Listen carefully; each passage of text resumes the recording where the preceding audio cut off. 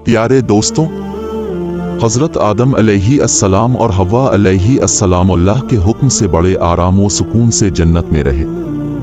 हजरत आदम अलैहि अस्सलाम और वालिदा हव्वा रज़ी अल्लाह ताला उन्हा जितना अरसा भी जन्नत में रहे, इस अरसे के दौरान उन दोनों पर जन्नत में किसी भी मकाम पर जाने की कोई पाबंदी न थी सिवाय शजर ममनुआ के। शजर ममनुआ जन्नत में ऐसा दरख्त था जैसे खाने से अल्लाह तबारक व ताला ने मना फरमाया था। अल्लाह तबारक व ताला ने फरमाया, और हमने कह दिया कि ए आदम, तुम और तुम्हारी बीवी जन्नत में रहो और जहां कहीं से चाहो बाफरागत खाओ पियो, लेकिन इस दरख्त के करीब भी न जाना वरना जालिमों में से हो जाओगे।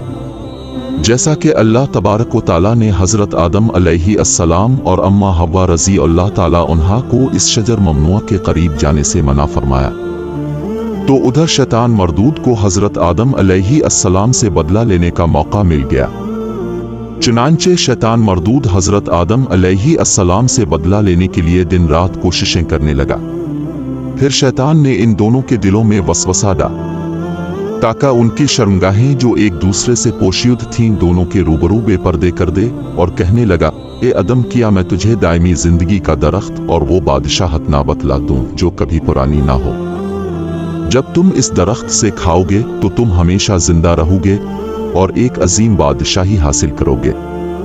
तुम्हारे रब ने तुम दोनों को इस दरख्त से मना किया है ताकि तुम दोनों फरिश्ते हमेशा रहने वाले न बन जाओ। वो वसवसा डालते हुए झूठी कस्में खाने लगा। वो कस्में खाने लगा कि मैं तुम्हारा खैर ख्वाह हूं। अहादीस में मज़कूर है कि हजरत आदम अलैहि अस्सलाम और वालिदा हव्वा रज़ी अल्लाह अन्हा का लिबास जन्नती था और उनके सरों पर ताज भी थे। जब उन्होंने इस दरख्त से खाया तो लिबास नीचे गिर गया, दोनों बरहना हो गए। यही शैतान चाहता था कि उन्हें बरहना कर दे, अल्लाह की नाफरमानी पर उकसाए। इस वक्त हजरत आदम अलैहि अस्सलाम और हजरत हव्वा रज़ी अल्लाह अन्हा बहुत परेशान हुए और अपनी शर्मगाहों को छुपाने के लिए जन्नत के पत्तों का इस्तेमाल करने लगे ताकि जन्नत के पत्तों के जरिए वो अपनी शर्मगाहों को छुपा सकें। फिर शर्म की वजह से आदम अलैहि अस्सलाम भागने लगे तो अल्लाह ताला ने आदम अलैहि अस्सलाम से पूछा, ए आदम, क्या तुम मुझसे भाग रहे हो? आदम अलैहि अस्सलाम ने कहा, मैं शर्म की बना पर भागता हूँ इस वजह से कि तेरे सामने बरहना कैसे रहूं, फिर ये कि नाफरमानी का इर्तिकाब कर चुका हूँ। फिर अल्लाह ने उन्हें पुकारा, क्या मैंने तुम दोनों को इस दरख्त से नहीं रोका था और नहीं कहा था कि शैतान तुम्हारा खुला दुश्मन है? इन दोनों ने कहा, ये हमारे रब, हमने अपना बड़ा नुकसान किया है और अगर तूने हमें मुआफ ना किया और हम पर रहम ना किया तो हम यकीनन नुकसान उठाने वालों में से हो जाएंगे। जैसे ही उन्होंने ममनुआ दरख्त का फल खाया, सजा के लिए अल्लाह ताला ने उन्हें जन्नत से उतरने का हुक्म दिया। अल्लाह ने मजीद फरमाया कि तुम एक दूसरे के दुश्मन होगे। अब जब तुमको मेरी तरफ से हिदायत पहुंचेगी तो जो मेरी हिदायत पर चलेगा वो गुमराह नहीं होगा और ना ही वो मुसीबत में मुब्तला होगा, लेकिन जो मेरी याद से मुंह मोड़ेगा इसकी जिंदगी तंगी में गुजरेगी और क़यामत के दिन हम उसे अंधा उठाएंगे। और तुम्हारे वास्ते जमीन में रहने की जगह है और एक वक्त तक नफा हासिल करना है। तुम वहीं जिंदगी बिसर करोगे और वहीं मरोगे और वहीं से फिर निकाले जाओगे। फिर आदम अलैहि अस्सलाम जमीन पर उतरे और हव्वा अलैहि अस्सलाम से उनके साथ उतरी और इब्लीस को भी उनके साथ उतारा गया। प्यारे दोस्तों, रवायात में आता है कि हजरत आदम अलैहि अस्सलाम को हिंद में उतारा गया जबकि हजरत हव्वा रज़ी अल्लाह अन्हु को जदा में उतारा गया। जैसे ही ये दोनों जमीन पर तशरीफ लाए तो एक दूसरे को ढूंढने लगे, लेकिन एक दूसरे को तलाश न कर पाए। रवायात में आता है कि जब हजरत आदम अलैहि अस्सलाम जन्नत से जमीन पर तशरीफ लाए तो आपके पास हजर अस्वद और जन्नत के पत्ते भी थे जिनको उन्होंने जमीन पर फैला दिया।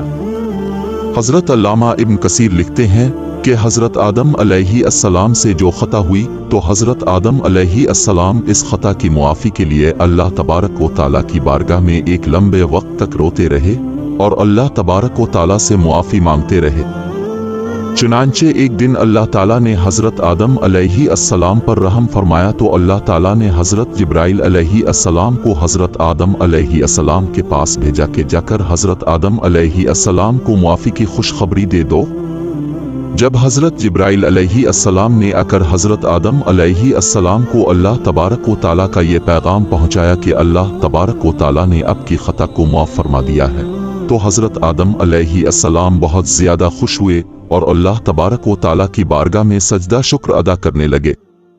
इसके बाद हज़रत आदम अलैहिस्सलाम को लेकर हज़रत जिब्राइल अलैहिस्सलाम मक्का मुकरमा में आए, जहां पर हज़रत आदम अलैहिस्सलाम ने कबा शरीफ की बुनियाद रखी और हजर अस्वद को कबा की दीवार में नस्ब किया। फिर उसके बाद हज़रत आदम अलैहिस्सलाम ने कबा के अर्द गिर्द तवाफ फरमाया।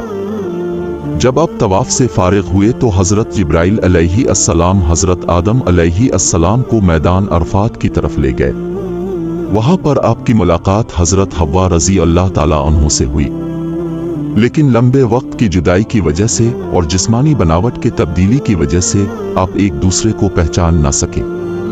फिर हज़रत जिब्राइल अलैहिस्सलाम ने इन दोनों का तारुफ करवाया। इस वक्त आप दोनों बहुत खुश हुए। चूंकि मैदान अरफात में दोनों ने एक दूसरे की मारिफत हासिल की थी और उनका आपस में तारुफ हुआ था, लिहाजा इसी मुनासबत से इस मैदान का नाम अरफात मशहूर हो गया। फिर अल्लाह ताला ने इंसानों को ज़मीन में फैलाना शुरू किया और ज़मीन को मर्दों और औरतों से आबाद किया। हज़रत आदम अलैहिस्सलाम और हव्वा अलैहिस्सलाम की कहानी हमें अहम इखलाकी सीखने का मौका देती है। उनकी ज़िंदगी हमें अल्लाह के हकमात, तवाज़ु, नाफरमानी से बचने का तरीका, मुआफ़ी और रहमत और दूसरों की मदद करने का अहमियत सिखाती है। ये कहानी हमें मुआशरती बुनियादें सिखाने का एक बेहतरीन तरीका फराहम करती है। अल्लाह ताला से दुआ है कि वो हमें शैतान के वसवसों से बचाए और हमेशा नेक लोगों के रास्ते पर चलने की तौफीक अता फरमाए। आमीन।